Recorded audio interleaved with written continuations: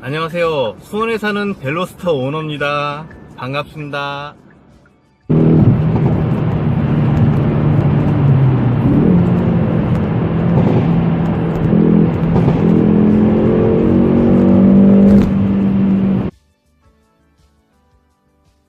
자, 실내를 보자면은 다른 매체들이 계속 얘기하는 것처럼 일단 내장재가 일단은 저렴이들이에요. 다 대부분 이렇게 플라스틱들, 이런 플라스틱들.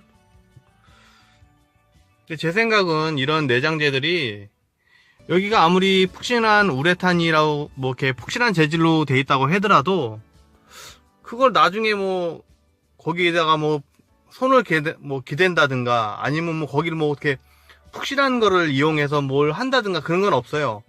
그냥 눈으로만 볼 뿐이기 때문에 저는 어차피 이 차량 성격상 그런 건 크게 중요치 않다고 생각을 하고요.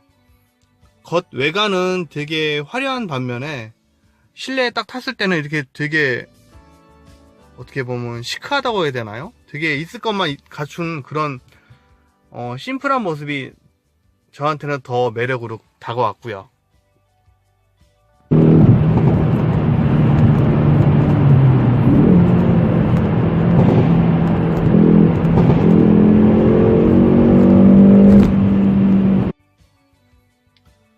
그리고 뒷공간을 보자면은 저쪽에 보면 창문 이렇게 상단 부분과 이쪽에 헤드레스트 높이가 너무 가깝다 보니까 되게 헤드룸이 협소할 거라고 생각을 하시는데, 이걸 자세히 보시면은 이 헤드레스트 위쪽으로 보시면은 이렇게 파져 있는 공간이 있어요.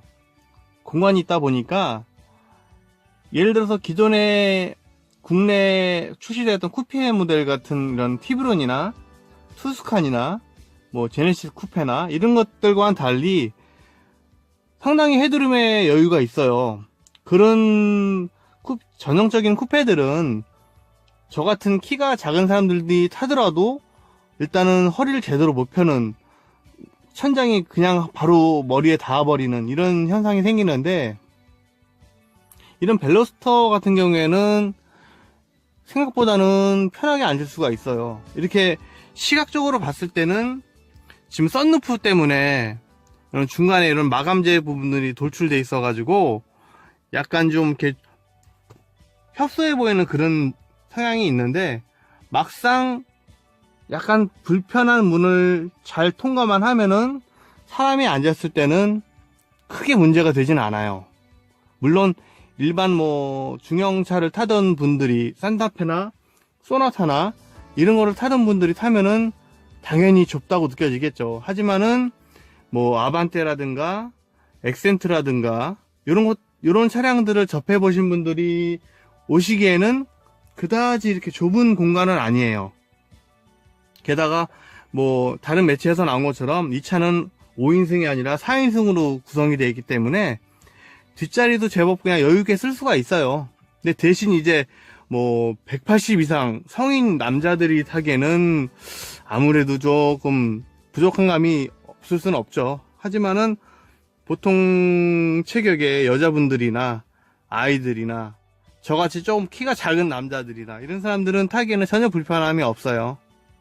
그리고 승차감에 대해서 말들이 많은데, 이 차를 저는 어떻게 생각을 하냐면은, 화물차 보시면은 포터라는 차들 있잖아요. 그런 차들 보면은 화물이 없는 상태에서는 되게 차가 통통 튀고 불안정한데, 어느 정도 화물이나 짐을 싣고서 중량이 올라가게 되면은 안정이 되거든요. 근데 이 차도 마찬가지예요. 다른 차들도 마찬가지고, 이게 어차피 4인승으로 설계가 된 거기 때문에 그런 승차감 세팅을 그런 중량이 갖춰진 상태로 맞춰졌다는 거죠. 그래서 혼자 타고서 댕길 때는 다소 통통 튀고 불안정을 하는 느낌이 받을 수 있겠지만은, 인원이 어느 정도 한 2명 정도 더 승차를 한 경우에는 승차감이 상당히 안정이 돼요. 그래서 뭐 너무 통통 튀기 때문에 뭐 장거리 여행이라든가 이런 거는 안 좋을 것이다 하시는데, 인원이 어느 정도 승차한 상태에서는 괜찮아요.